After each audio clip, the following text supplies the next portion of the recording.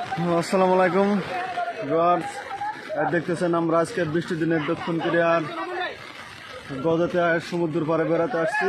বৃষ্টির দিনে দেখেন সমুদ্রের কি অবস্থা। ওই দেখেন পাহাড়ের উপরে মেঘগুলো বাড়ি খাচ্ছে, বৃষ্টি হচ্ছে। এখানে আমাদের ছেলেরা কিছুক্ষণ ধরে ফুটবল খেলা করতেছে।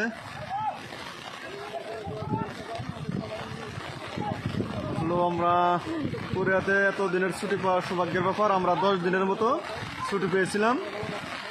ওখানে দেখেন কোরিয়ান ছোট ছোট মেয়েরা খেলাধুলা করতেছে। আসলেও তাদের বাসায় আর কি খেলাধুলা করার মতো অত প্রেস থাকে না, এর জন্য ওরা খেলাধুলা করতেছে। দেখেন মাটিতে খুঁড়ে কিভাবে বসে আছে। এই যে আমাদের বন্ধুরা ফুটবল খেলতেছে।